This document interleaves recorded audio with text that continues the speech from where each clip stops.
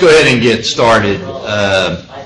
For those that are tuned in, if you go, well, you're already at route29solutions.org.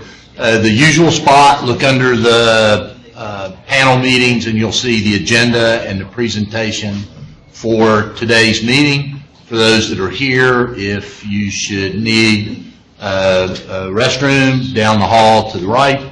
If we have to vacate the room for any reason whatsoever, we go back down the steps, out the front door, take a left, and rally in the parking lot. I do know that Henry may not be here today, and that Brad is running just a little late.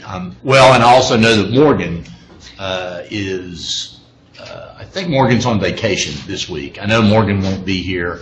Not sure about Karen or Pete, but let's go ahead and get started with introductions. Chip? Chip Morris with the Planning District Commission and MPO. Mark Graham, Albemarle County. Stephen Hujin, Charlottesville. Chris Engel, City of Charlottesville. And Joel? Joel D'Annunzio, VDOT Charlottesville Residency. Dave Covington, VDOT Charlottesville Residency. Debbie Messina, Phillips Cat. Linda Cowell, VDOT. And John Lynch, VDOT Colbert. All right, and thanks for joining us. Hope everybody had some time to relax a little bit last week. Here's Brad and Pete, so okay. For those watching, Brad Sheffield and Pete Borchess are in the house. Got behind this really slow truck. Wouldn't make it up. I bet I know where it was purchased. Last week, we had a slim crowd, 11 viewers, 31 streams, 35 minutes average stream, so down from the kind of steady stats that we've been running over the last, frankly, all year, actually. A little more activity in the project inbox as well as the hotline. 4 comments emailed into the project inbox. One regarding, and Lou, I'm going to ask you to maybe, there you are, Lou. The stop signs at Branchlands and Hillsdale. Do you remember what that comment? Yes, there was a gentleman who said that it was confusing to him that some of the signs that were installed in advance for the detour time had been wrapped, but they weren't completely wrapped all the way around the back of the sign. Yeah. So as you approached them from the opposite direction, it looked like it was a stop sign. Gotcha. And it was kind of confusing if you were really looking at the overall perspective of the road and all the signs. Gotcha. Did we address that? Dave, have we addressed that? No, I mean, we haven't done anything differently than what was out there. In some of the signs, we've actually put a wood cover up, covering the front of the sign, whichever hangs on the back of the sign as well.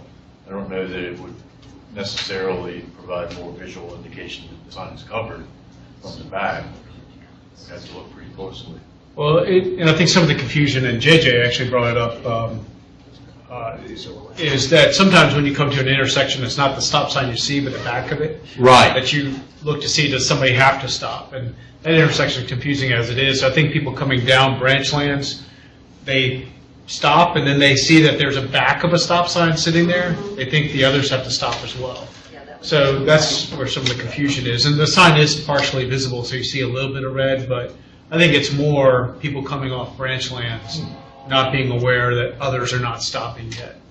So, okay. I don't think there's much you can do about it. I mean, you'd have to hide the whole sign or something to really keep it. Okay.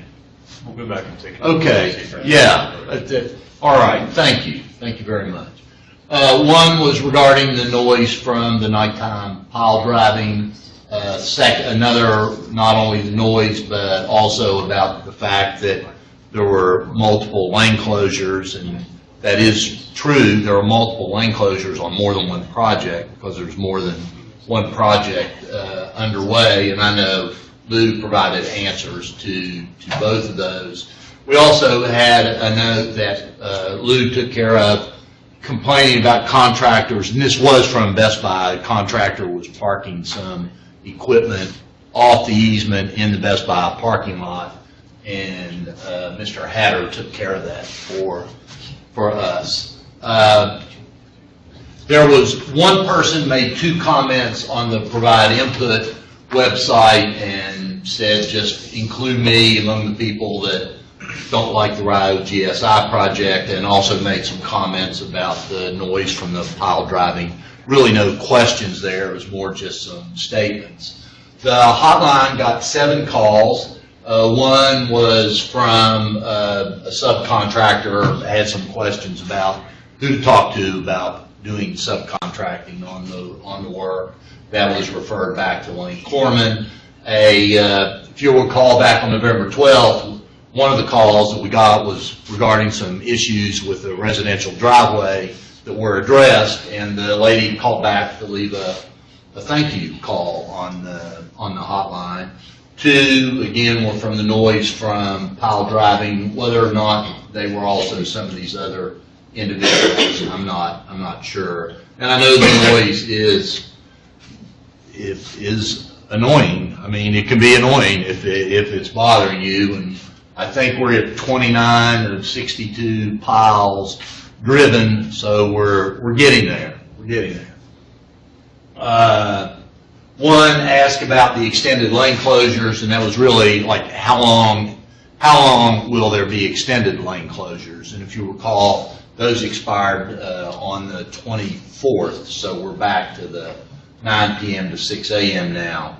There was a call from Wendy's. I think they wanted just to be sure they understood the lane closure restrictions during the holiday period, the Thanksgiving period, or maybe the entire holiday period. I believe you talked to them, Chris. Yeah, the original question was generally the Thanksgiving holiday period, but we explained what VDOT's policy was for any holiday. Yeah, thank you. And then there was one regarding windshield damage, and if I remember, that one indicated they'd had a couple of bad days in a row with windshield, and there is a process for people to file claims for damages, and that needs to go through its own process there. As far as a report on feedback from the last meeting, at the last meeting, a couple of people. Can I ask real quick, just about the calls and other. Yes, I'm sorry. And I know it's hard to compare projects with other projects, but are the telephone calls, I mean, is 7 an average number? Is it really small? In my opinion, for the amount of piles that are being driven out there in the middle of the night, that's a pretty low number. Yeah. I've been. Is that a lack of people knowing the number to call? I mean, and not that we haven't been trying to put it out there, but I imagine the county's probably getting some calls. That there might be some other. We sent, or Lane Corman sent a letter to every residential address within a half-mile radius of the intersection with the telephone number, with the information about the pile driving and the telephone number to call. What I find interesting is I think we've actually gotten more phone calls from people who were more than a half-mile away than we have people who. Almost every phone call we've gotten has been someone who, we've been trying to find out what exact address they have so we can track that, and it's been more than a half-mile away. Here's my take on that. When you know something's going to happen in advance, it may still bother you, but you know about it. And the people that are outside of that radius may not, may just not have been aware that it was undergoing. But overall, I hope we don't, well, I don't know, the number of calls needs to be what it is. Overall, I've been just near shocked that we haven't had more calls to that number, because there's a lot going on out there. And there's going to be a lot more going on out there in 2016. But comparatively, Pete, I just don't know. I didn't know if that was, if we added that number with all the other sources that somebody might call, but it sounds to me like we put the number in. Yeah. And that number is pretty much. It's on the county's website. That's what I was going to say. We're directing them to the hotline. So The Yeah. county has, throughout the course of the project, when there have been calls to the county for information, they've been pretty good about directing them on to Yeah. us. So I feel pretty confident we would have heard if there were. And you're running a good log, I mean, of the calls that come in, responses. We log every call that comes in and the response back. Yeah. Last week, there was some comment about the guardrail and landscaping at 29-250, and I've had a chat with VDOT, and they are reevaluating what might be possible there with When you that. say last week, you mean last meeting? I mean last meeting. I want to make sure I didn't miss a sorry. meeting. Last meeting, November the 12th. November the 12th. And John and the project team are taking a look at what might be possible with that guardrail. We'll need to see where that goes, as well as a landscaping plan for the area between the guardrail around the sidewalk. I think the area to the north is pretty tight. The south, there's a pretty good area. And I think the city has forwarded some suggestions to VDOT for landscaping there. We might have covered this before, but is the city maintaining that grass and the mowing and all that? Yes. I said we could expect options before December 31st. I know we're trying to get some resolution before the next meeting on the 17th. And when we do, we'll share that. A couple times, I know Henry's mentioned the Hillsdale connection from Whole Foods to Seminole Square, and could we go ahead and just do that piece first? And we're not going to break that project up. I mean, we've got the project now on a good path, headed toward bids for March 31st, and that will be for the entire project. Now, how the sequencing might fall out for construction, that'll be something that can be decided once the project is awarded. The last couple of meetings, we talked about the accidents in October. The full DMV accident record system, we may not have everything out of that yet, but we're aware of 4 accident reports that were filed in October. I took a look at all the reports. Interestingly, they're all northbound. I don't know why, but one was at the Rio intersection. There was a car on the south side of the intersection sitting at a red light, 8 o'clock at night, dry weather conditions, and it was rear-ended. A car just drove into them. This one was, I had to look at it a bit. There was another one at Rio. It was 2 northbound cars sitting in the left turn lanes. One in the left turn lane and one in the right left turn lane. And when the light turned, when the left turn signal came on, the car in the rightmost left turn lane decided to make a U-turn. And the car in the left turn lane happened to meet them. So there was an angle collision, 11 o'clock in the morning, dry pavement conditions. And remember, this northbound U-turn to southbound has always been permitted, so don't confuse that with the southbound U-turn. But the person who turned for the U-turn in the police report just said at the last minute they decided they wanted to make a U-turn. So things happen. There was one report at Woodbrook, again on Route 29 northbound at Woodbrook, and it was a lane change actually from the left lane into the right lane, and the person who made the lane change said they didn't see the car coming up beside them, and it was a side swipe. Actually, the car that got side swipe was driven off the road, I think probably into one of the Todd signs. No, It would have been hard to miss one. There are a lot of signs out there. But, then there was one down at 29th Place in Fashion Square Drive. So this is still the intersection that's operational.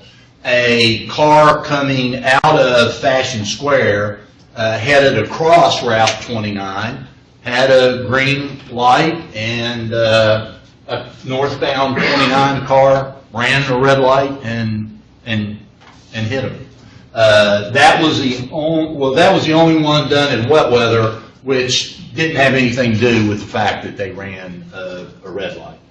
As best as we can tell from the information that was available in October of 2014, if you want to look at year over year, there was one accident in the area over on Rye, and it was a rear end on Rye Road East. So I couldn't see, and neither did any of the police reports. I don't want to speak for any of these investigations, obviously.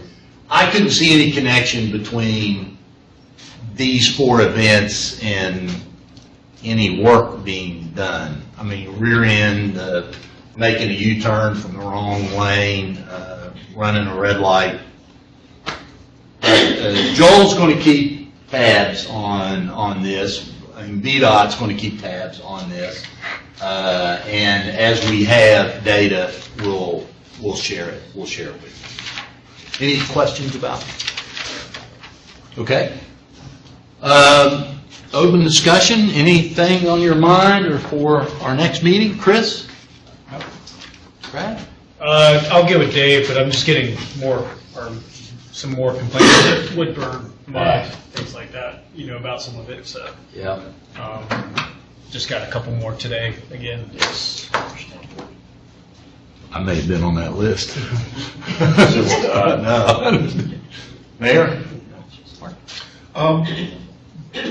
Was updating the board yesterday. They had a few things, and I'm just trying to figure out. It doesn't seem like it really fits into hotline type of things, but they were asking for updates like have the signals changed at Barracks Road, can the stop sign for the northbound road ramp there be angled a little more so it doesn't look like it's for the 250 bypass traffic.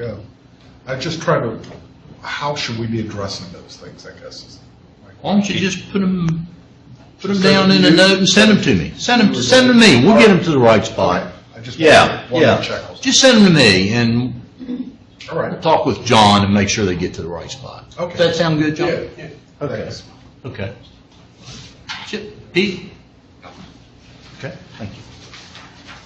I would suggest anything that you're probably getting from Mark, you might put up in your presentation and just to summarize. Sure, yeah, absolutely. Yeah, we'll do. Absolutely. Okay, I know this is a lot of information on one page, and if you're watching online and you're at the presentation, I believe you will find that the information is not that difficult to read. I know it's small. Those of you that are here, when you see the presentation online, it is a lot of information. This is our transition from the design submission reviews, which we were tracking, and those are done, so there's nothing to track. And we're now tracking key milestones for the construction schedule across all 5 projects that are underway: RIO, Route 29 Widening, Berkmar, Hillsdale, and 25250. Just to put some of this in context, the schedule for the design build projects, RIO, Route 29, and Berkmar, just by itself, is 33 pages on long sheets of, however long sheets of paper, doesn't matter. It's 33 pages with probably 60 easily items on each page. So these construction schedules are very complex, understandably. They're updated regularly in a monthly report. And what we're going to do, with a lot of help from a young engineer in the project office, is we will look at about a 6-month look ahead of key milestones that are critical to meeting the schedule. Because of those 33 pages, there's a lot of things that you may have planned to do next week that you decide to do 4 weeks later, and nobody cares because it doesn't matter. But there are some key things like the water line relocation, the gas line relocation, driving the abutment piles, the construction of the, and it's a little bit of jargon, BMP, just the ponds for stormwater management that are critical schedule items. Those we will track, and we'll keep track of the schedule date and the actual completion date. And as a month is completed, we'll drop a month off and add on a month. That we might get to a point next year where we add more than a month as we get closer, because you'll see the first one we've done here, again using Rio as the example, stops at May with the phase 2 traffic shift, which is the closure period on May 23rd, 2016. So that's what we'll use.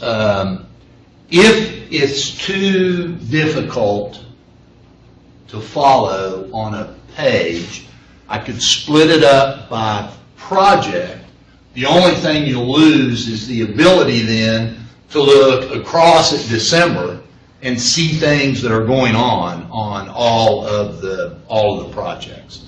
So if we can go with this for a few meetings, and then I'm certainly welcome your input or suggestions, and we can adjust it as necessary. I mean, if you want to see more, we can add a lot of detail.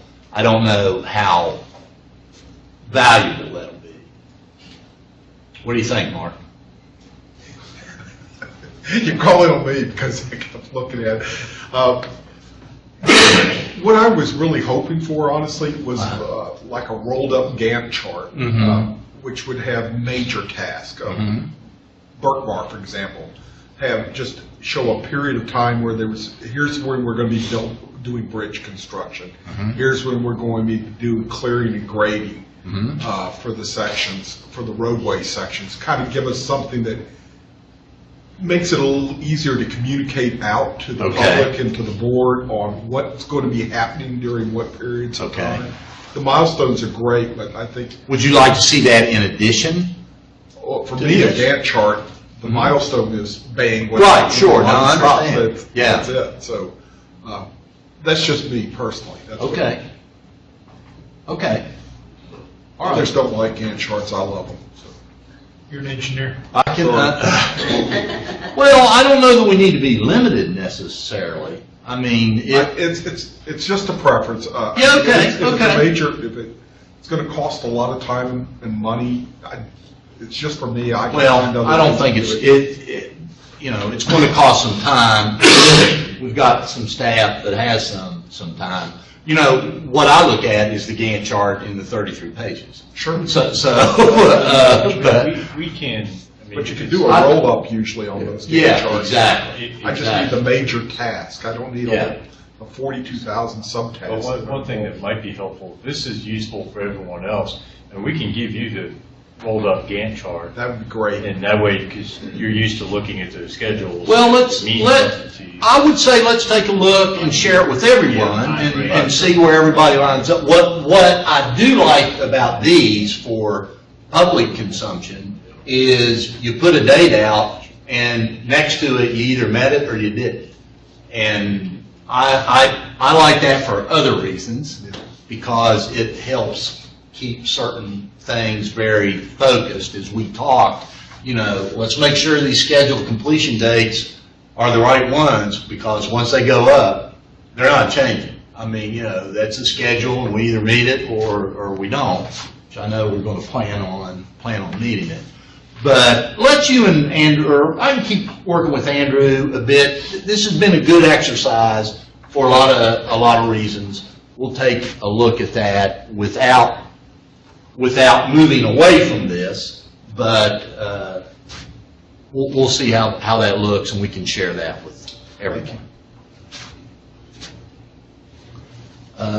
And our first interesting thing will be December the 9th, the over-the-shoulder review of the 90% plans on Hillsdale. So we'll need to be checking that sucker off here next week. Okay. We'll keep working on this, and I know, as we've talked, there's a new project manager in Lane Corman, and I know that they're busy doing some rebaselining of the schedule. And then there is, share with you at any time, there is a monthly comprehensive update report on the schedule that's submitted. You may already have the December one. I mean, it's right around the first week of every month. We'll probably get it probably next week. Yeah, okay. All right, well, if you're good, we'll let Dave get into the project updates. Hey, Dave. Sir. When you get to Rio, update everybody on that steel plate. Okay. Absolutely. Good afternoon, everyone. We'll start with 29250 Interchange Project and work this week. Unfortunately, first couple of days this week we didn't have very good weather, so some of this didn't get completed, and it'll get pushed a little bit to next week, but I think these are long lead items, so that there's not really any lost time on these. But completion of the sidewalk and ramp replacement at the Morton Drive intersection was scheduled for this week, as well as the median strip in the middle of Route 29. This was what we call an MS1 median strip, so these are like the concrete raised sections, pouring those. Didn't pour concrete in the rain. Good practice there. So luckily today and tomorrow we have good weather to do that. Installation of the MSE wall panels and backfills we've been discussing for quite a few meetings now. That work is progressing well.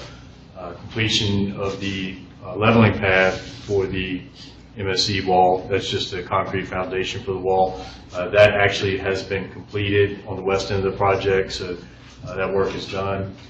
Preparations for curb installation along the Best Buy ramp. We've been talking about the widening of that actual ramp coming up, and then now preparing for actually pouring the curb. Continuing the storm drain installations on the Barracks Road ramp. This is the exit ramp from 250 on the Barracks Road. If you've driven through there recently, that's on the left side there, kind of torn up. That's what that's for.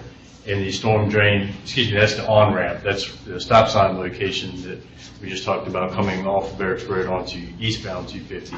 And then storm drain on the off-ramp from westbound 250. Next slide, please.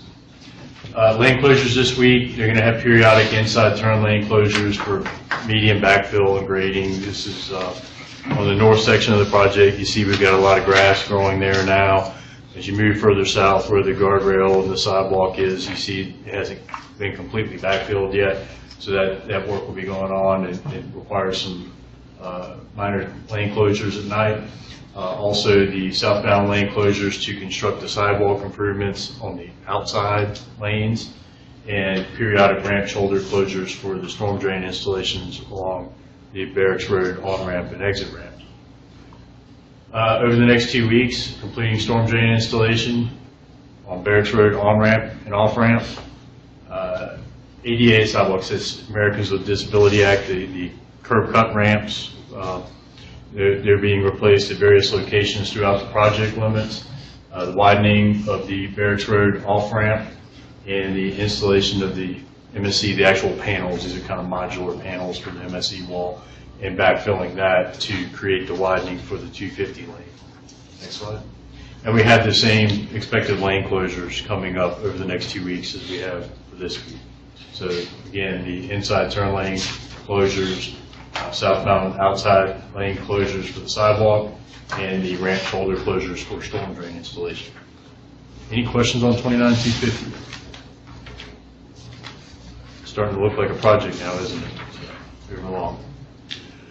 Right grade separated intersection work this week. The curb construction from the Wells Fargo to Rio, storm drain construction pretty much throughout the project. Almost, I think they're working in all 4 quadrants of the intersection now, building the storm drain. Completing the water line testing and beginning the trunk tie-ins. So we saw on our schedule that the water line completion is scheduled for December 18th.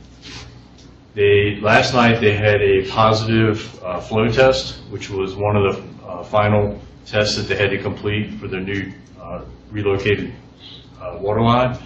They also took the bacteria samples, so once they get clearance from the bacteria samples, they're able to do the tie-ins. That's expected to occur Tuesday, Thursday, and Monday of the following week.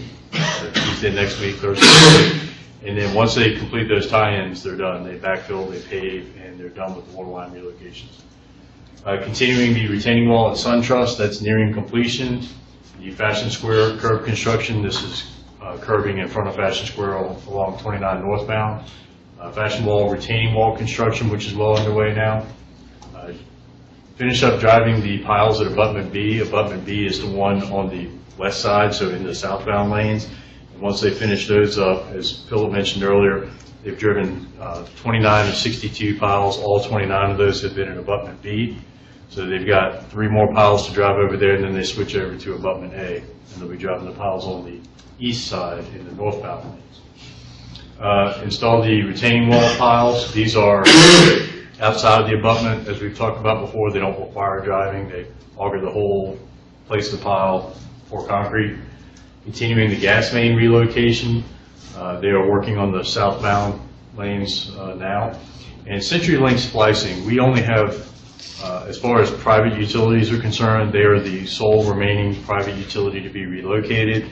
All their work right now, all their cables have been pulled. They're just splicing them all together. They have thousands of cables to splice, so it takes quite a bit of time. But they're working in manholes. They're outside of the roadway. No issues there. So significant lane closures this week, very similar to what we've experienced over the past several weeks. Well, first of all, as Philip mentioned, the extended lane closure hours expired on the 24th, so we're back to 9 p.m. to 6 a.m. Right crossovers closed at nighttime, restricting the through movements and left turn movements periodically depending on the work. Most of that's been a result of water line work, so as we get past the water line, that's going to occur far less frequently. The triple lane closures northbound and southbound for pile installation, and the east and west closures Rio with local business access open. So for instance, on the west side of 29, vehicles can still get to the Wendy's and the Hardee's and GameStop and all these businesses that have special events late or stay open late. So steel plates, you're talking about the plan that we developed for get away from cold patch and snow plowing, or? Well, that and the one that's been a bit of an issue northbound. Okay. Yeah. The small ramp. Yeah. Yeah. Traveling north on the inside lane, if you were to make a left turn going to Rio West, there's a series of steel plates there now in that leftmost lane that have gotten a bit rough. There's a good dip to them. It's requiring a lot of constant maintenance from lane corpsmen. Those plates have been out there longer than anticipated. And what they're covering up is a void where they will make the final tie-in to the water line. That tie-in is going to occur next Tuesday. That's the first one in the series of 3 tie-ins that has to occur. So barring any unforeseen circumstances, next Tuesday night, they get out there, they do that tie-in, they backfill it, they pave it, those plates go away. We'll be glad to see that. What has happened is, over time, as they pull those plates out and reset them and they get run over, the pavement's deformed a little bit and they're not quite sitting level. So they are a little bit of an issue. Lane Corpsman is very aware of that, and they're continuing to maintain those plates. But it seems to be that, and I guess it would make sense, if they're taking them up each night or most nights and working under them and resetting them, there seems to be a difference one day to the next, as far as, and I think there was somebody that called on Thanksgiving, I don't know who. But, I mean, there was 6 or 8 inches of daylight between the plates, and the plates were offset as such. I mean, it was scary looking when you're coming over it.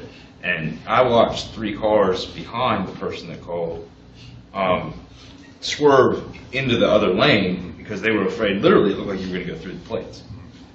Yeah, what had happened there was the plates are butted up, and they're supposed to have tabs on them, and we keep an eye on that, and they've been doing a very good job of that.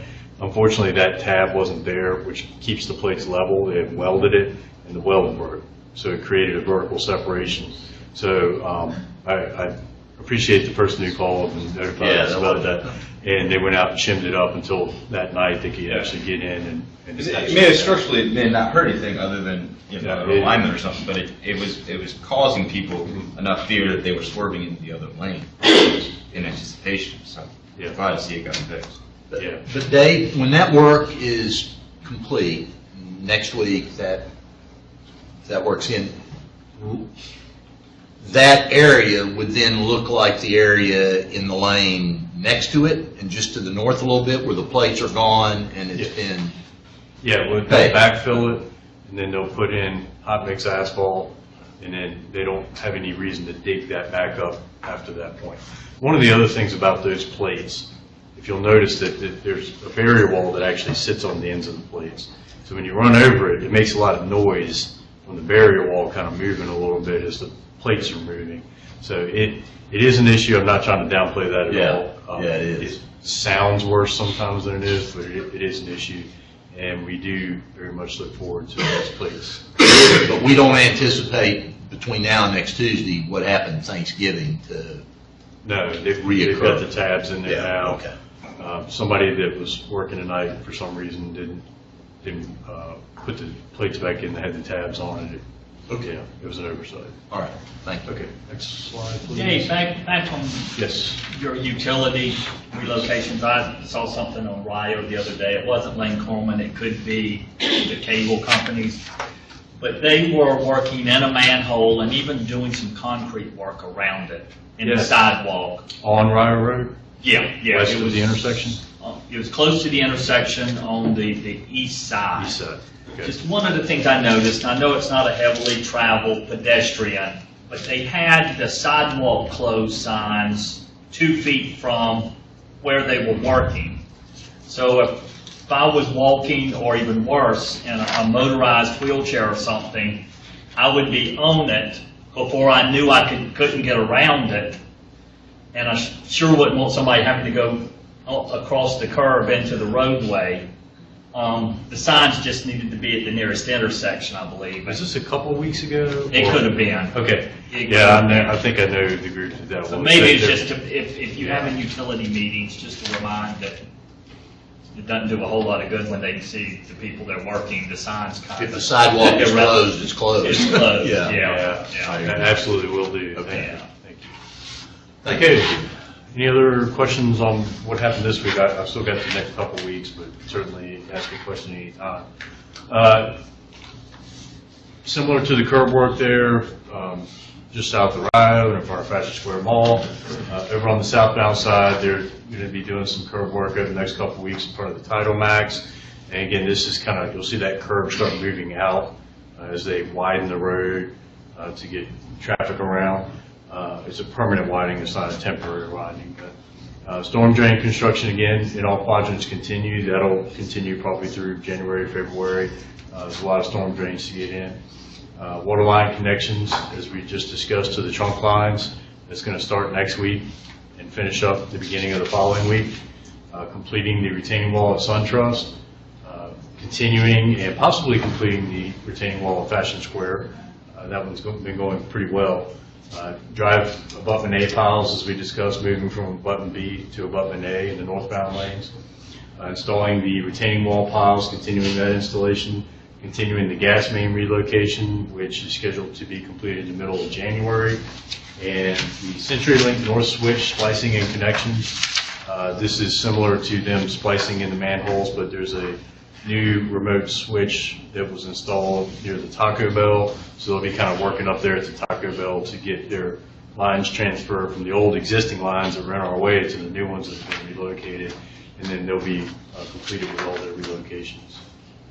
And the anticipated lane closures, since this is the same type of work that's been going on for quite honestly several months now, the crossover closures periodically at nighttime, triple lane closures northbound and southbound, because they are doing retaining wall and abutment construction on both sides, and right east and west closures with local business access there. Any questions on Rio? Yes. Yeah, somehow I had in my mind, I got off on the abutment pile driving. I thought we were closer done on that. Yeah. When do you, I saw you have it for the next 2 weeks. When do you anticipate the abutments, the pile driving being done? Before Christmas. I believe the date was the 18th, December 18th. December 18th. Okay, thank you. Now, part of the issue, again, not blaming anything, but weather's been a challenge for them. And then also, when they can actually get in and drive piles and not have a conflicting operation, they've shown really good production. In fact, one night they had 8 piles installed in one night, 8 of the abutment piles. So with 33 left, if they were able to just go in and hit it all at once, they could do it within 5 working days. So there is a chance that they can finish it up faster than that. But there's a lot of sequential work that's going on. Sometimes it prevents them from driving piles at night due to something else. But December 18th is the scheduled completion date. Is there a way? I'm sorry, go ahead, Mark. I was just going to say, is there a way I'll know that they're done? As far as how close do you live? I don't live close enough to here. That's my problem. We'll call you. Yeah, we'll invite you over. We'll have a party. That would be great. Yeah, we'll certainly let you know. Dave, but I think our schedule says January 16th. For the abutment? Yeah. Okay. Okay. I'm sorry, wrong date there. Then I was thinking of some other activity. They are expecting to be Waterline relocation December the 18th. That's what it was. Scheduled for January the 16th. They are expecting to be completed before December, but the schedule shows. All right. Excuse me, before Christmas, but the schedule shows But January 16th. if they finish up early, you can let us know. Absolutely. I appreciate it. You'll hear me cheer from our office. I bet. Thank you. Any other questions on Rio? Okay. So moving on to the Route 29 widening project. This is very similar to what we discussed at the last meeting, placing the fill in the median, grading that out, getting ready for phase 1 to really start, completing the clearing of the trees in the southbound lane on the west side of the road. Quest Business, which was fairly recently acquired by Centurylink. I think they go by Centurylink National now, which is telecommunications lines. They're working this week on directional borings for fiber relocation along the alignment. Again, you'll see the boring machine out there. They don't dig a big trench, they just bore, so that's good. It's pretty non-invasive. Retrofitting the signal beacon northbound near Ashwood. So we're coming up on next week a temporary signal installations at Ashwood and Hollymead. We had a news release go out this morning, correct? Okay. About that. And there's really not a big change at the intersections. It's just that the signal poles are in the way of construction, so we're putting up temporary signals. All the same turning movements and through movements will be available, but you'll see that. And this is, we required them to do the relocation of the signal beacon, the one that warns you heading northbound of the signal ahead at Asheville Boulevard. So that will be a permanent flash. They're putting that on. They're modifying that before they're going to do the signal, so that's happening this week, I believe maybe even tonight. Also, Dominion Virginia Power has moved from the Rio project up to the Route 29 widening project, and they've got some poles that they need to set, some taller poles to get the power lines up a little higher in the air. Fiberlight is another one of our telecommunication utilities that has been performing directional bores up there for a while and continues to do that. They're wrapping up. I think they're at the north end of the project now. And the temporary signal construction that I just mentioned at Ashwood and Hollymead. So lane closures with that are left lane closures northbound and southbound at night, which we've been doing for quite some time. But also we'll have some periodic short-term total closures where they have to bring the span wire for the temporary signal across the road, get it up in the air. We're expecting these to be very short duration closures. They'll happen generally late at night, 1 in the morning, something like that, when traffic is really light or almost non-existent. They'll go ahead and do that. Over the next 2 weeks, very similar work, placing fill in the median. West Business will still be out there doing directional borings. This shouldn't even be there, the retrofitting the signal beacon, that'll already be done. Installing the temporary signals next week. Dominion Virginia Power setting poles and fiber light directional borings. Next slide. And the same lane closures over the next 2 weeks as we just discussed with the the left lane closures at night and periodic short-term closures when they need to install those 2 temporary signals. Any questions on 29 Widening? Okay. Work more extended this week, continuing excavation and hauling to 29 Widening. We hope that would have occurred this week, but it's a little muddy up on Berkmore, so they haven't been doing that. Although tomorrow, as it dries out a little bit, they'll be able to do some excavation. Continuing the Phase 3 archaeological recovery on the north side of the river. That's probably anticipated to go into January. Reviewing we had a couple minor revisions that we requested to the 100% roadway plan submittal that everybody had the opportunity to review, and it's up on our website. We're reviewing those revisions now. It's primarily minor things, but one positive improvement near the entrance to the Sam's Club to make sure get even more sight distance than they have provided in the previous submittal, and then reviewing the final drainage and stormwater management reports that were associated with those minor revisions that we requested under the last review. Lane closures this week, shoulder closures when they are able to excavate and haul out of that to the 29 Widening project. They do a shoulder closure at Berkmore and Hilton Heights. Slide. Over the next 2 weeks, continuing the excavation and hauling to the 29 Widening project and continuing the Phase 3 archaeological recovery work. Same lane closure situation with shoulder closure at Berkmore and Hilton Heights when they are able to haul. Any questions on Berkmore? Okay. I keep changing this, but I've just simplified it now to signal updates. You know, we started off with the Phase 1 and Phase 2, but this is kind of a separate situation as we discussed at our last meeting. These are minor improvements to signals along the hydraulic Arroyo loop so that we can get the most out of our system next summer when we expect a lot more people to be using that to get around the project, even though it's not a detour. This week they're continuing their planning. Next week they'll finish up their planning, and we've actually we're scheduling a meeting to sit down and go over the list of projects and identify the ones that we want to move forward with, and actually starting the project design.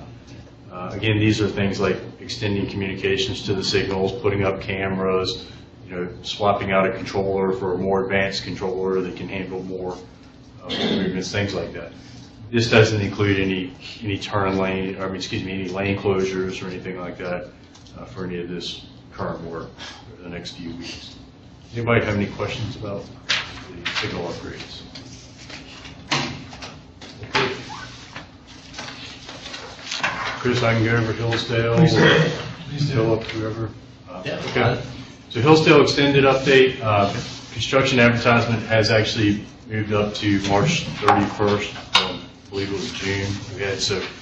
I think the city and VDOT have kind of worked together to speed that process up a little bit, so that's good news. We'll try to speed it up as much as we possibly can. A milestone schedule has been established to ensure that we do meet that March 31st date where needed. Stormwater management MOU, Memorandum of Understanding or Memorandum of Agreement. We've talked about this a few times before. The city developed the memorandum, provided it to the county reviewed it, had some comments. I think those changes have been made and it's been revised and ready for signatures. Established schedule for future signal warrant analysis. correct me if I'm wrong on this, Philip, because I know you've been involved with this. So, regarding the intersection of Branchlands and Hillsdale. Greenbrier. I'm sorry? Greenbrier. Greenbrier, I'm sorry, thank you. Greenbrier and Hillsdale. We've talked about the signal warrant analysis, whether a signal will be installed or not. The most recent thing was that a signal warrant analysis didn't demonstrate to VDOT satisfaction that it should be installed right now. And what we have agreed to do is that starting in 2018, correct? March 31st, 2018. March 31st, 2018. So the project opens October 2017. March of the following year, do a signal warrant analysis to determine what has the growth been. Are we seeing something more than we expected? What we expected, something less? And then for the years after that, Annually thereafter. Annually thereafter, until we see that point where a signal is warranted and it's installed. And when it's warranted, the poles and signal will be ordered and installed, because remember, we're doing the infrastructure for the signal with the project. Okay. Utility cost determination, we've got a fancy form we call a UT9, which is who pays for utility relocation. Sometimes utilities are in our right of way and there's a cost sharing. The city has developed that, filled that out, provided that to VDOT for review, because we are helping out with right of way as well as utility relocations. So we needed that form to move forward with that. Meeting with Seminole Square and business owner regarding utility relocation. I don't have a lot of details on that. I wasn't at that meeting. It really has to do with a building demolition too. Yeah. So this is the major right-of-way property, or right-of-way negotiation on the alignment. And first review of right-of-way plats is scheduled to occur no later than December 15th. We're getting very close to December 15th. That's a big step forward. Right-of-way negotiations can't take place until those plats are developed. And then, as Philip mentioned earlier, we have scheduled a 90%, what we call an over-the-shoulder review, where we sit down, city, VDOT, their designer, and look over the plans to expedite the approval process for those plans. Does anybody have any questions on Hillsdale? The question for Chris is the building construction that I think is slated to take place there. How will that fall with the road construction? The grocery store? Timing wise, Yeah. they're still getting permits. at the Are they? moment, Okay. So, but they're likely to coincide. They shouldn't interfere with each other. You have a question? I mean, I just had an observation. It looks like that this has been shoved into a forward drive, which is, I think, good to see. So, Absolutely. how much everybody's worked hard, obviously, to get this enrolled. We've got a good rhythm going with the small group. Keep it going. Scheduled out all the interim steps that need to be met to get up to March 31st. And really pleased with Tony and his group, and city and VDOT side. Any other questions? Okay, thank you. The long and short of the Burkmar Bridge design is we are going to stay with a 2-lane bridge on 4-lane right-of-way. And I appreciate Dave's and Lane Corman's patience with me over the last couple of months in developing some design options and cost estimates that I did discuss with the chief engineer. But the round number cost of the bridge is designed on the 4-lane right-of-way is $18 million. These are just construction costs. Could construct 4 lanes now for about $8 million more. But the fact is that's a big number.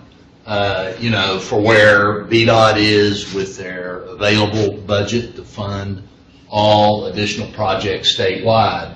Also, Adam, look at what would be the cost for 2 new lanes, and I think 2041 is the first year after the design year, which would be in the range of future dollars, $27 million.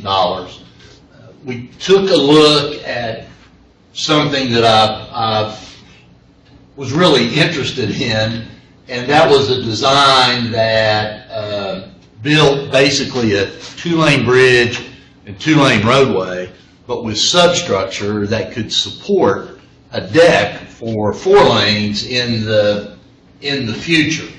And that was rounded out at about $28 million. 2 lanes now and widening the same structure in the future is actually more than just building a new bridge, which makes sense to me, at about $30 million. But the long and short of it is that it's firm on staying with building a 2-lane bridge to match the 2-lane roadway. And as traffic grows, if it grows, as the area develops, then there will be a look at a 4-lane structure. And actually, I'm not sure that would need, I think it would need to be included in the MPO's long-range plan that far out. And it will need to go through the priority process for the CTD. So it was a couple of months to get to the same place, and a lot of aggravating Dave and some other folks. Not really aggravating. That's just asking a lot of questions. But the construction cost, the additional construction cost, and the maintenance cost is just not a cost that's going to be incurred now. I don't know any other way to say it.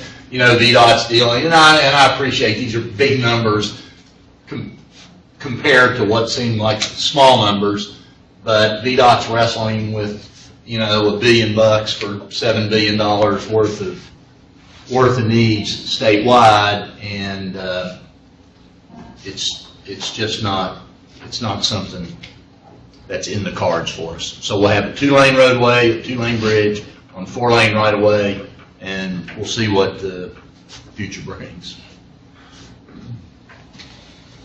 Yes, sir. I'll just say my piece. First, thank you guys for looking at it. I appreciate the numbers. And I know, I trust that there were legitimate conversations about the need. Oh, yeah. This is, this is something that unfortunately has happened on several projects in the area. And, it is I'm going to say my piece and move on. But this is a choke point. This is a design choke point for growth. And it is prohibitive to come back and do it in the future. And we're missing an opportunity for an $8 million investment now, which against something that really structurally could never happen later. So it is what it is. The powers that be made the decision. I just think it's, why get the right of way for 4 lanes at this point if you build a 2-lane structure that costs that much money? So anyway, thank you for looking at it. I appreciate it. It's a missed opportunity. And it was a sincere look. I believe you. I can assure you of that. No, I wore you out enough. Okay. No, Just asking. no problem. No problem. Thank you. Dave, I want to ask you to get, Mark has had some questions about several issues regarding signal timing for pedestrians and bicyclists. And Dave is going to give you a view of where things stand currently. I think it would help. We had several issues here, or several questions that were asked, and I think I'll give a little background. I don't know. Dave, why don't you just slip out? I don't know if all of these went. So Mark can get closer to it. He may want to be a little further from me, I'm not sure. I think he does. The first one dealt with pedestrian signal timing and asked a few questions about specifically 29 widening because we have some more variability there. But the question was, will the pedestrian signal timing allow pedestrians to cross the entire roadway without stopping, or will it require them to take refuge on an island in the middle of Route 29?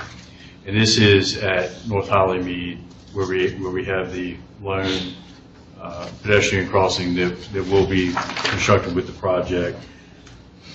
Depending on the pedestrian, but for your average pedestrian, they will likely have to take refuge in the median. And for that reason, in our contract, we required the design builder to provide a median that met at least the minimum width required by AASHTO, which is also required by VDOT, which is 8 feet. So yes, they will. We're providing adequate refuge area within the median. And then a follow-up to that question was, if that refuge is required, how much separation will there be from the pedestrian with traffic in the adjacent lane?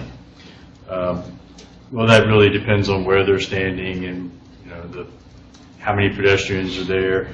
But again, we provided the minimum width of 8 feet, which is required by all of our design standards and AASHTO as well.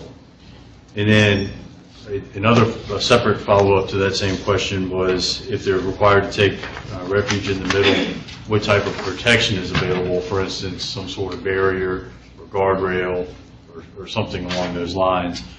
We haven't planned for any physical barriers to be provided in the median.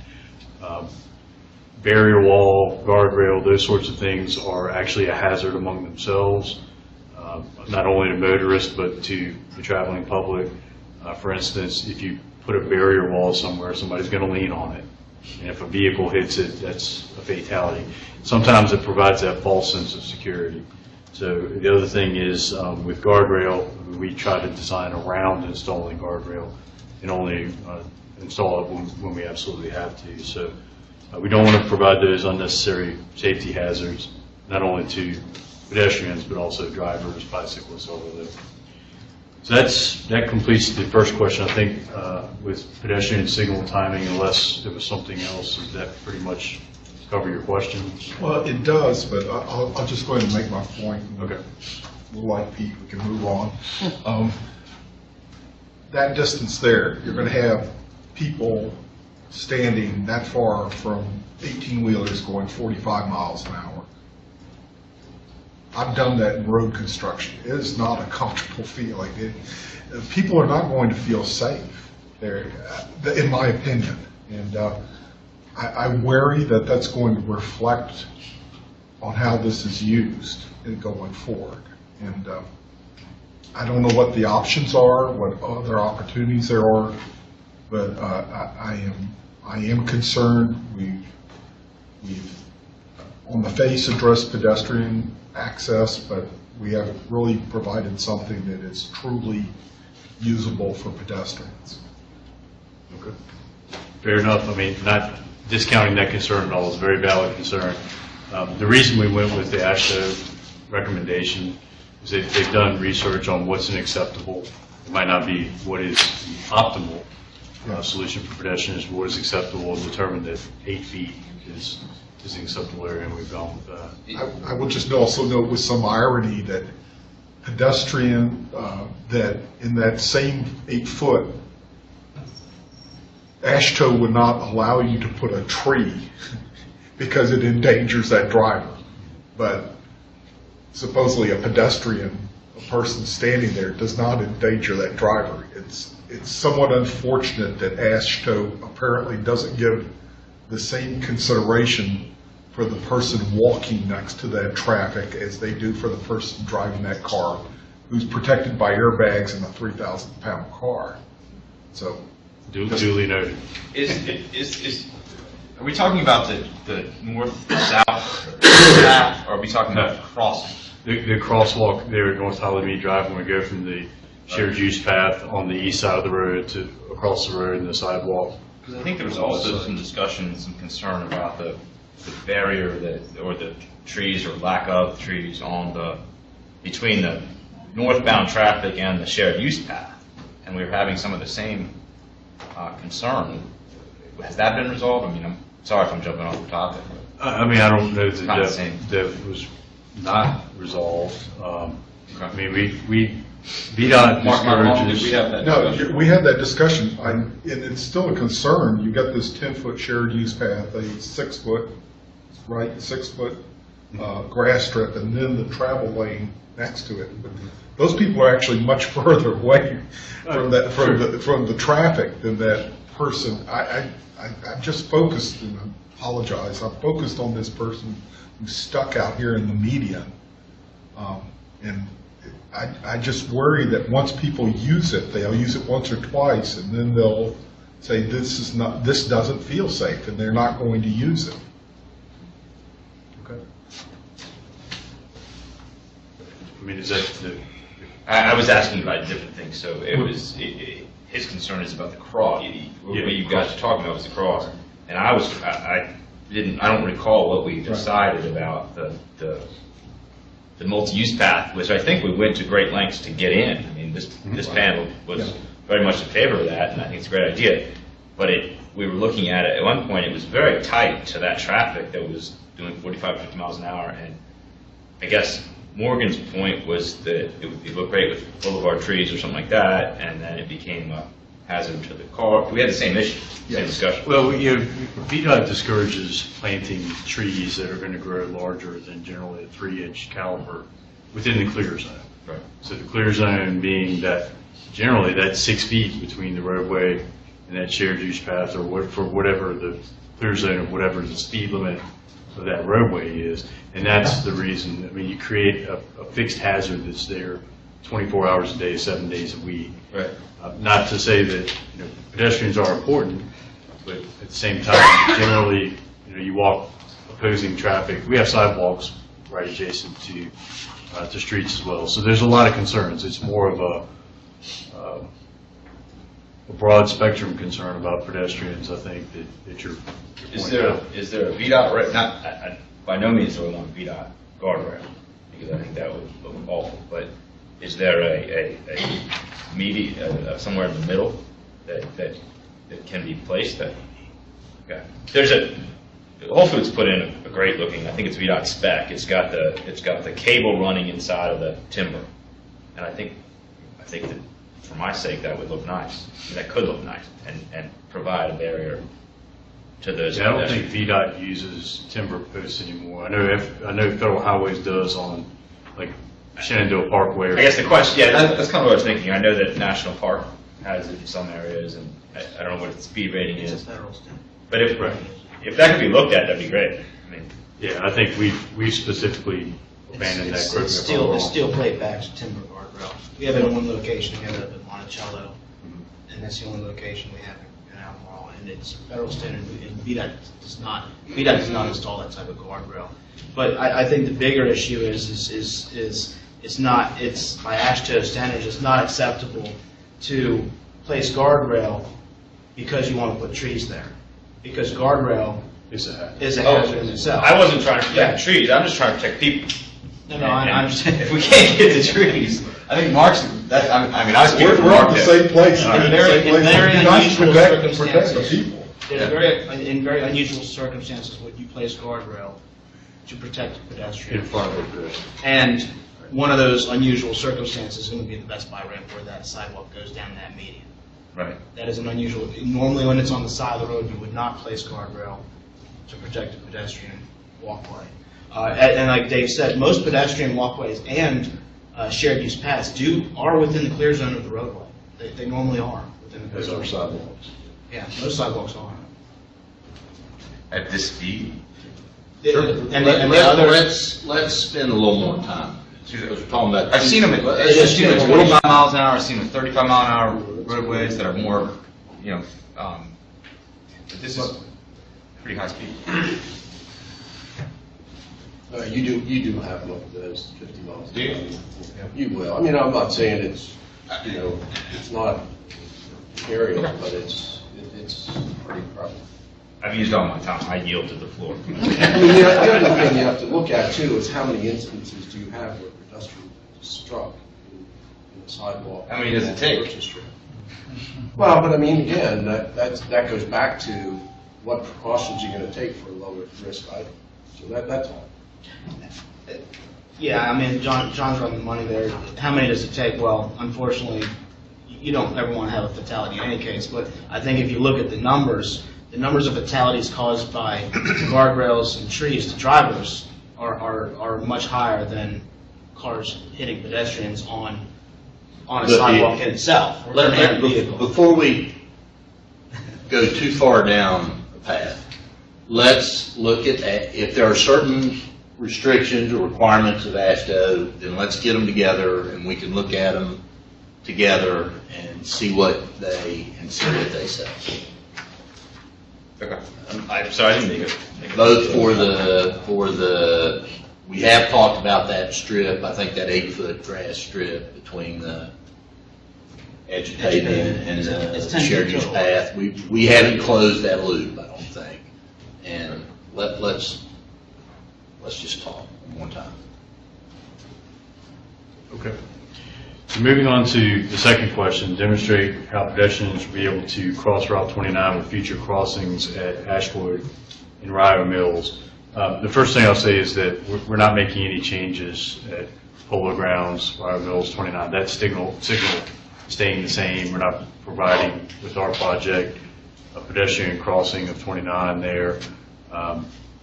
However, the cabinet and controller that exists there today and that will be there in the future can accommodate pedestrian crossings. It can't accommodate that phase.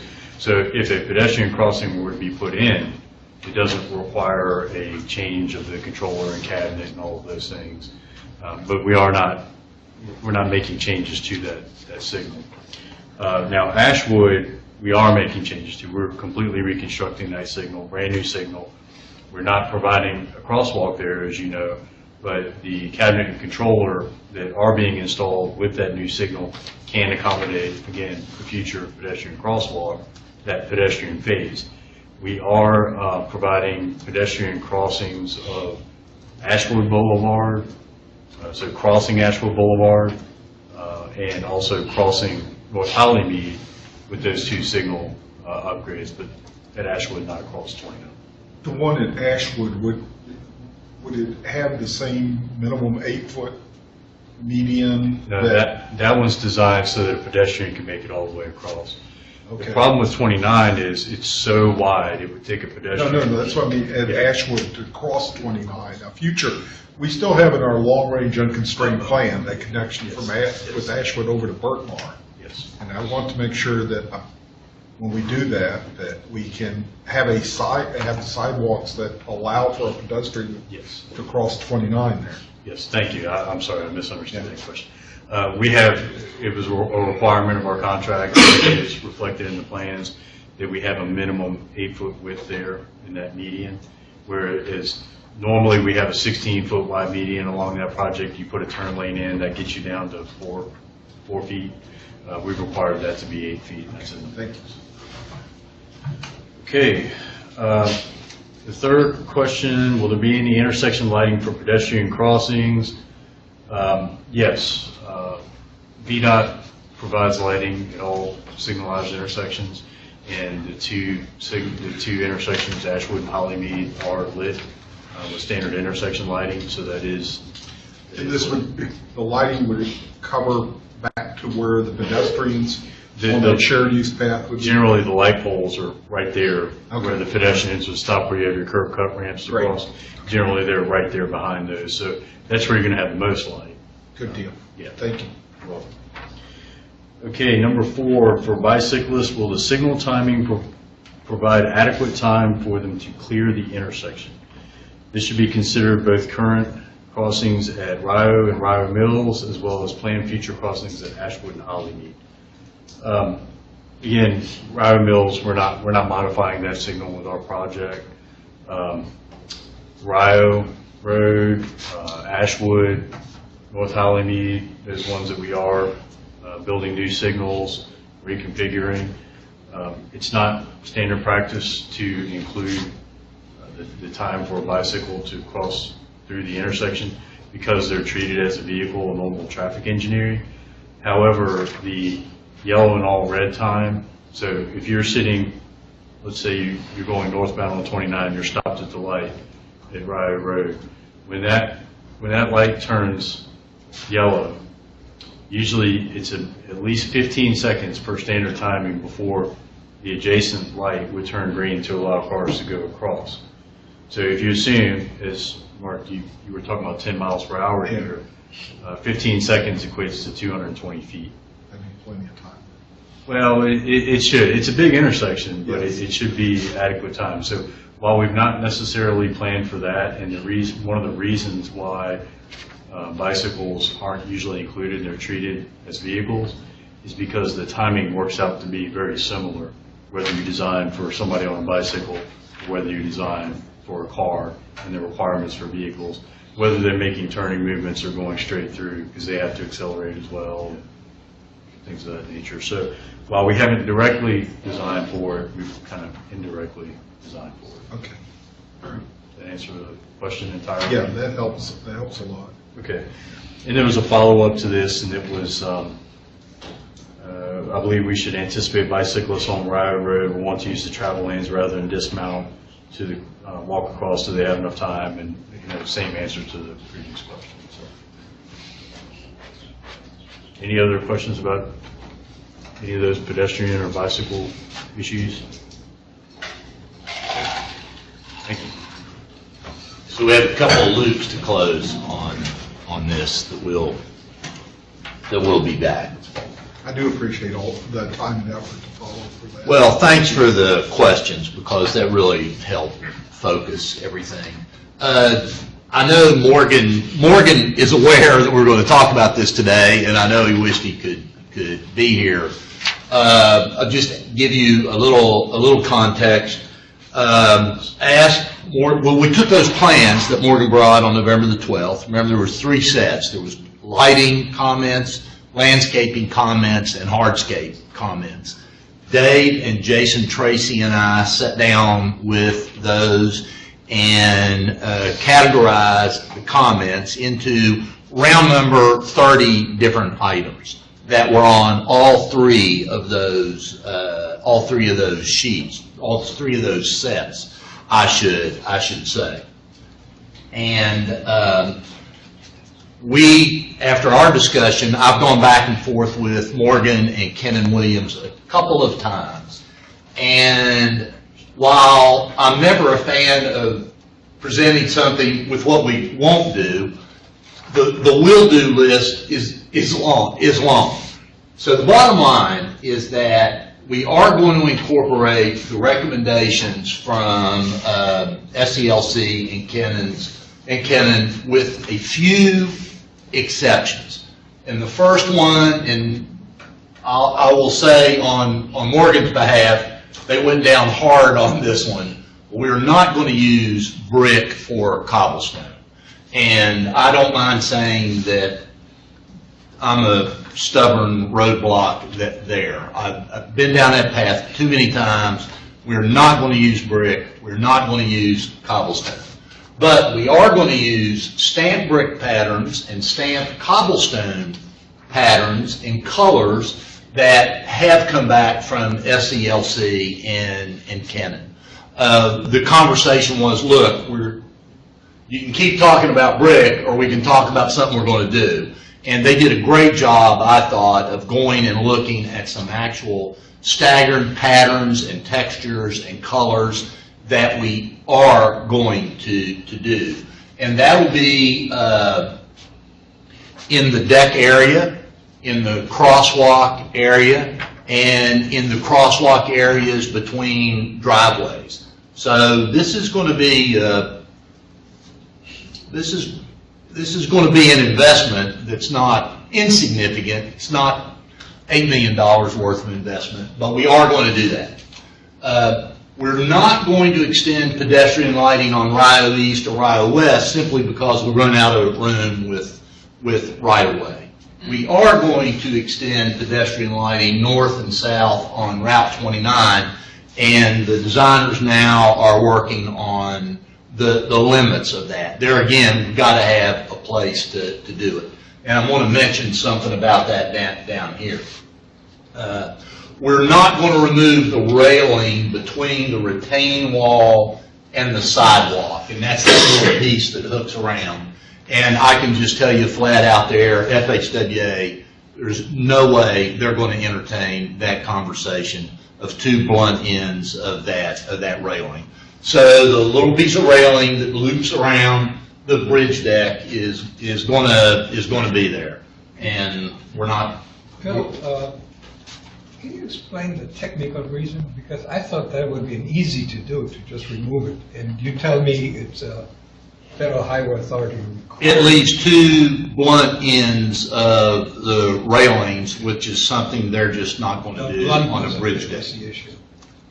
Okay. So that little hook is going to stay there. If you'll recall, they provided two options for planters. One was a long single planter, and we're not going to do that. That's a bit of a maintenance issue. But we are going to use the variable size planters that they also recommended for the round planters, and I think it was 5 sets of horizontal planters, 2 or 3 different sizes. I don't remember exactly off my head. We are going to use the planting list that they recommended. The lighting recommendations continue to be investigated, but the intent is to align the pedestrian lights horizontally across the roadway, to not have the light in the axis of the crosswalk, and to, where possible, to, on the bridge deck, investigating whether or not the lighting, the arm, can extend to the center of the sidewalk. Now, we've done enough work on the alignments of the pedestrian lighting to know that there's 13 locations where there's possibly some conflicts with utilities. They're going to require just some things being worked out. But we're working on those. The intent is to make these things happen, with the exception of the things that aren't going to happen. This is definitely additional work that was not anticipated or included in the contract. So once we get everything ironed out, we're going to have to take what this costs minus the cost of what's included in the contract, and Dave's going to have to pay for the rest. And I'm going to have a conversation with somebody about getting this in. But I'll tell you, this is important stuff, and it's recognized that it's important by VDOT, and we have really made a lot of progress since November the 12th, taking what Morgan and Ken and Williams did, and having several conversations. We're getting there. We have a little bit more work to do, but we know what the lighting layout needs to look like. We've got some work to do on the spec, Pete, for the color and that stuff, and I'm going to go back and actually talk to Kenan and get some ideas from him on that. I think maybe, and I'm very much for it. I think it's a great solution from nothing to not using brick. So I'm for it. But the product can vary tremendously in terms of crap to really good stuff. And there's also ongoing maintenance as far as resealing and restaining that color. I don't know that it's always permeated all the way through the material. So anyway, maybe when you come back with it. Yeah, I will. The stamp can be a very nice outcome. But isn't there a kind of a refresh every few years to give it that color? We're usually using admixtures. Yeah. Like, so it's for concrete, you add the color in, and it's evenly distributed through the entire. No need to seal it or anything. Yeah, this didn't come back and stain it. I'm just making sure the county isn't absorbing any or unknown. Yeah, absolutely. Okay. Absolutely. What Pete is thinking about is when it's done on asphalt, which the city has done in some places, the asphalt wears off and before you know it. Oh, yeah. You see the pattern, but you don't see the color anymore. Yeah. If you do it all in concrete, then in the mixture of the concrete, then obviously even the colored asphalt products, I think there's admixtures. Okay. Yeah, there is. There's a tremendous variance between stuff. Yes, absolutely. Yeah, that would be similar to the concrete. Yeah. Okay, if it's in the mixture, you have.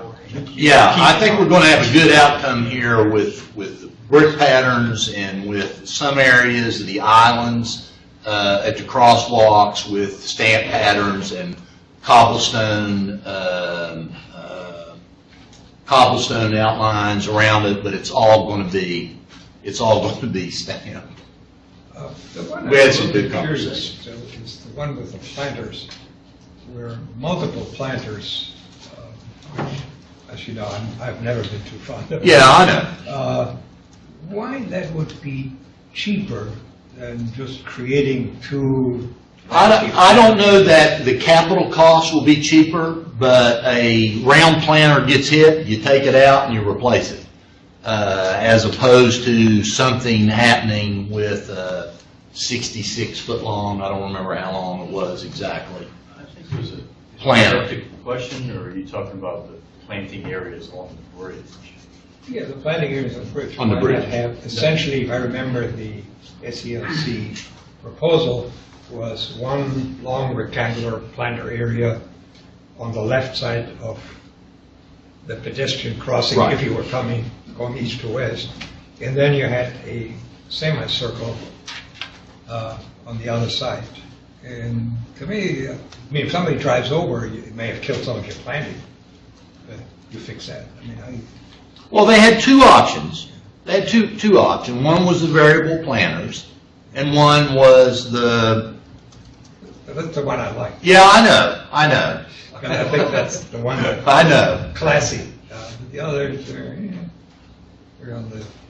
We're going to go with the others, and I think the others are going to be. I just Yeah. figured what would have been the hang-up, because I don't see where there could be any sizable difference. Well, really our discussion honed in on the maintenance and the planter being damaged. Well, the planter when you have these large areas, essentially it's an area, it's not a planter. You have a curved area, and that's it. Talking about direct planting on the bridge. No, in the planter. We're not going to do direct planting on the bridge.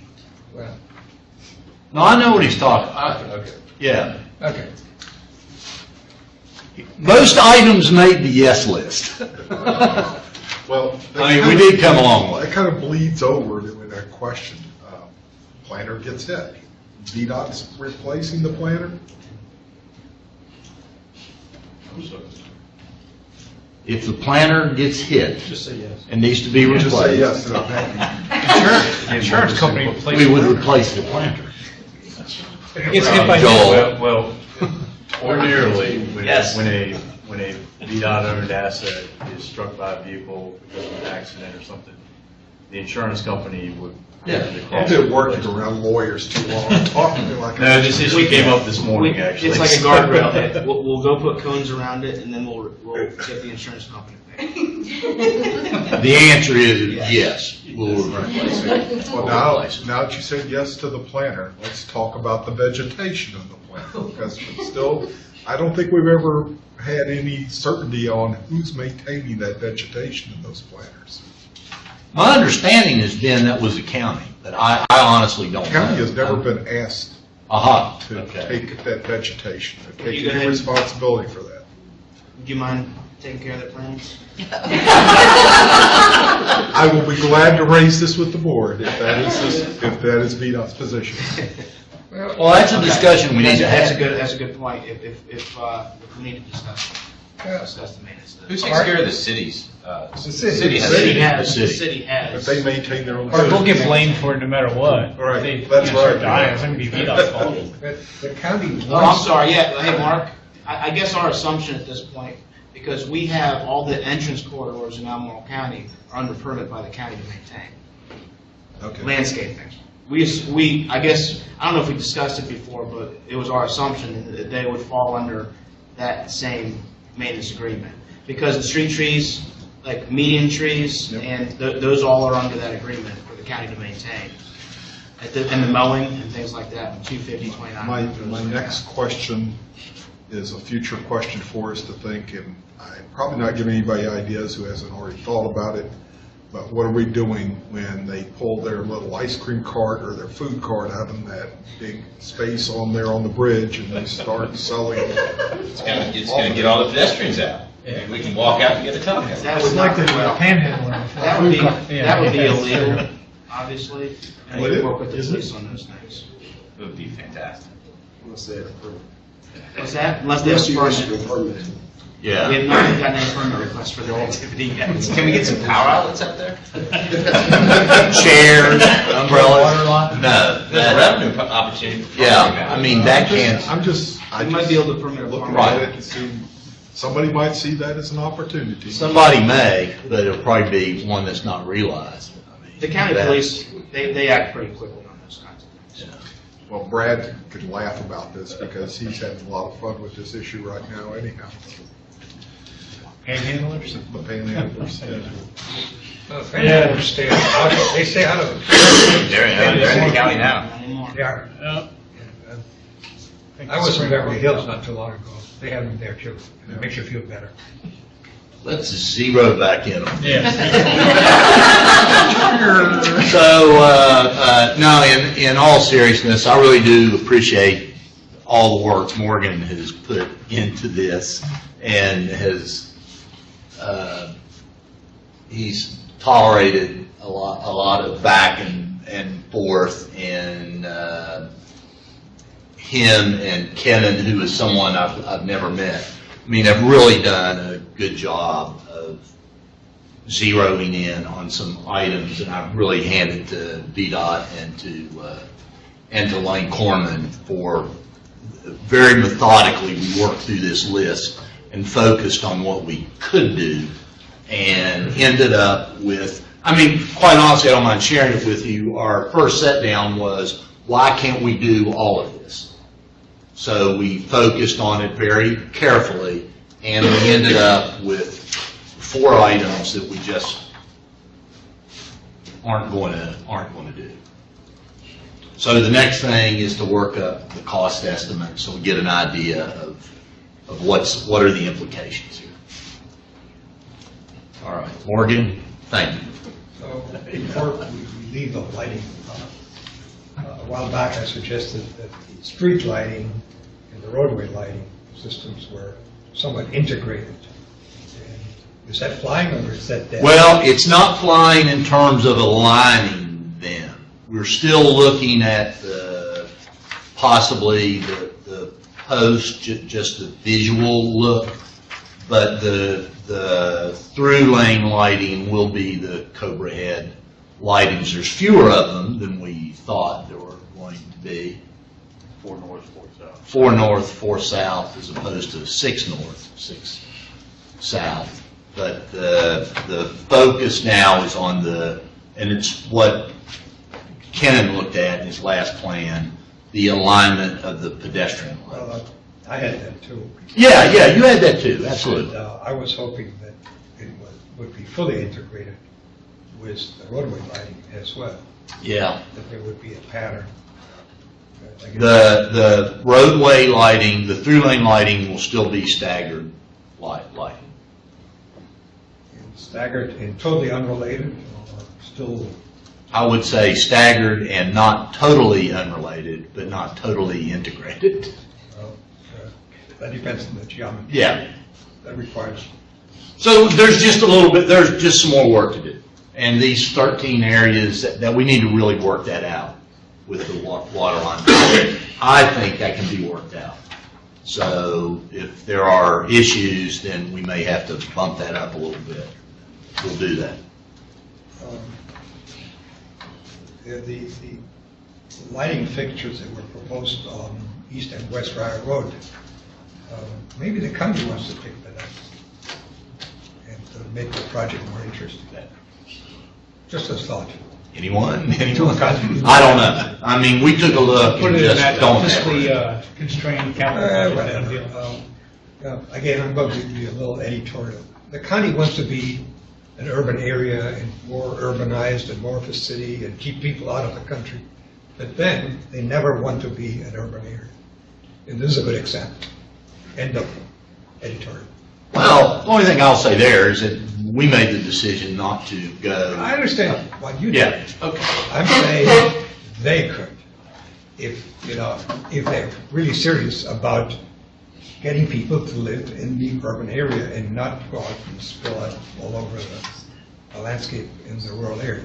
One minute they want to be urbanized, the next minute they want to be just like a rural county, where they don't do anything, they don't have anybody that takes care of trees or bushes or anything. Can't make up their mind. That's, okay, enough said. Placemaking.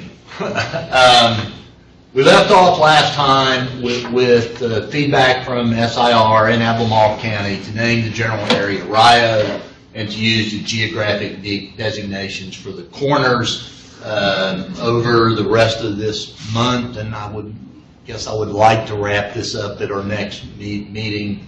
You know, the options before you all, or we can agree on the recommendation to, we can agree on recommending that the designation on the signs be Rio with the geographic corners, Rio northeast, southeast, etc.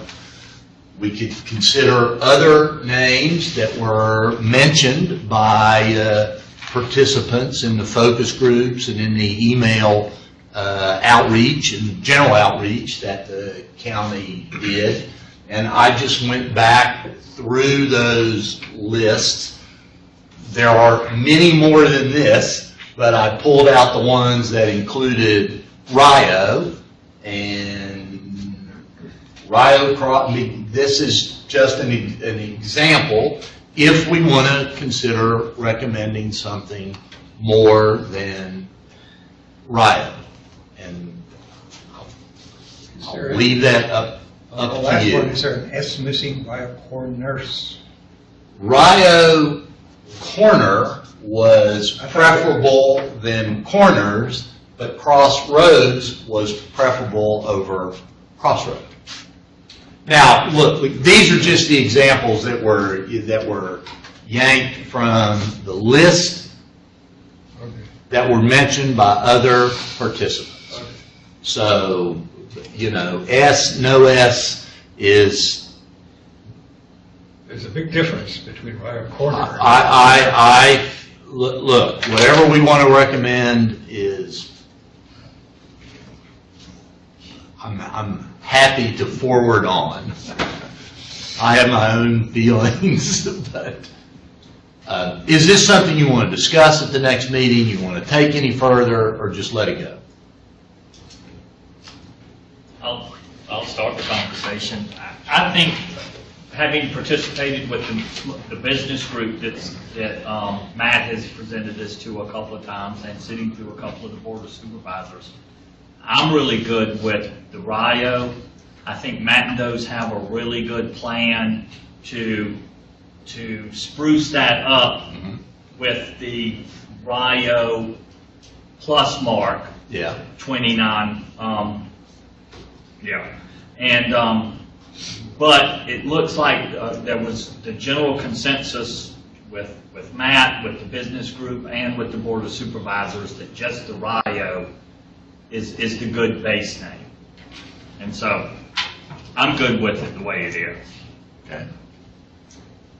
Just adding to that, I mean, I've been in the same meetings, so I mean, I think that Matt's done a tremendous job. You guys have done a tremendous job. I mean, being patient with this process. It's like making sausage. I mean, I think we've got a base that we can recommend in the use of the word Rio. Okay. And then anything past that, I think we're going to end up in some sort of squabble or something like that. So let's take some progress, make something out of it, and move on. I think the business group that's working with Matt can elaborate on a little bit in that marketing campaign. And if the future allows, you know, to expand on the Rio thing, I think that would be great. But if this panel can make a recommendation, I think it further bolsters the use of Rio. Okay. And that's what I would look for. Okay. Jump in, Mark. You're obligated to support Rio. I have pretty clear direction on where I'm going. Yeah, okay. Mayor, any thoughts? Let's see. Yeah, it's Concur. I better keep quiet. I'm with you. No, okay. No, I do see the point. I mean, a lot of work. I went back over all the work again, and some of the detailed responses to the questionnaires, and an interesting conversation with Matt and John Martin on the phone, and I probably felt like Morgan did on our brick conversation. I wasn't making any headway. Since we've agreed that Rio is now part of the plan. So I've been in a lot of other communities, more urban than we are, but obviously this is going to be a more urban intersection. I've choked on that. But a lot of times you'll go through an expressway or a main drag where they have similar intersections like this, and they'll have the road that you're crossing in nice lettering over the underpass. Dave, you hearing this, Dave? It was a recommendation by Morgan and Kennan that we are moving. I mean, I'm with an application to go work for the SELC. No, I'm with you. I'll be. I've had a couple of conversations. It would be really nice if we could do to integrate that into the yeah. Got some more talking to do, partner. I'm sure Morgan might have suggested that it would afford us the opportunity to reduce the number of other signs, but I'm not necessarily on that train. No, it would be nice. Yeah, it would. Okay, then we can put this to rest and move on with Rio, and I presume that also means the geographic designations for the corners. And Chip, when your committee would be ready, I've been able to see the work that Matt's doing.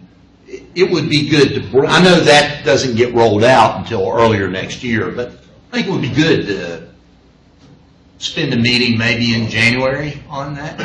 Yeah. A lot of work has, and I think it's a lot of stuff happening, and it just really came together in the last couple of weeks, maybe 3 weeks or so.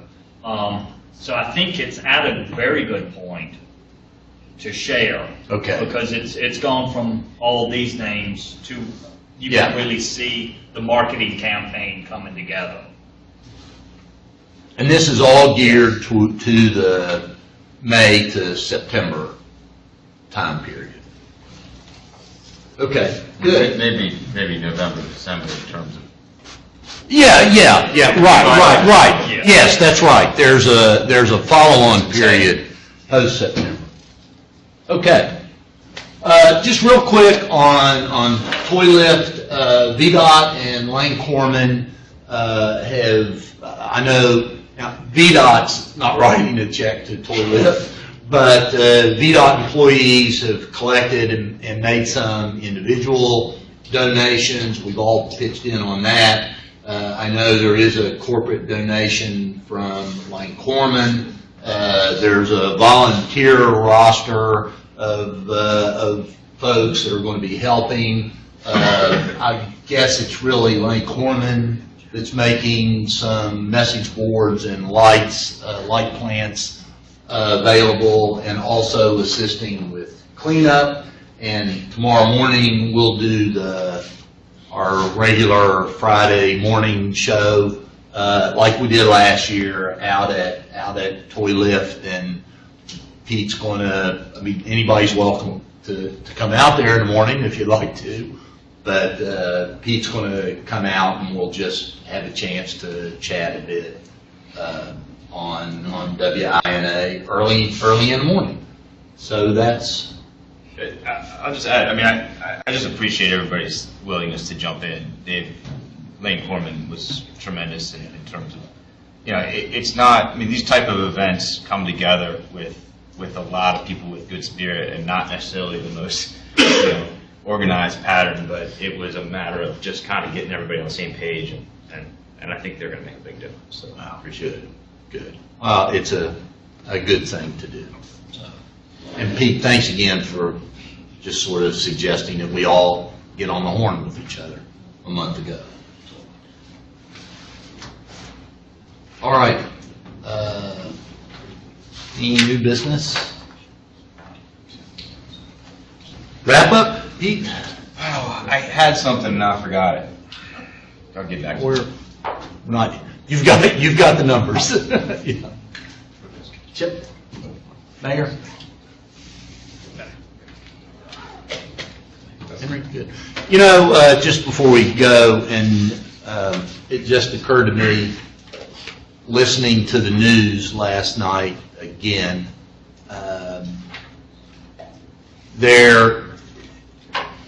people can come together and disagree pretty radically on issues, but still manage to have a civil discourse.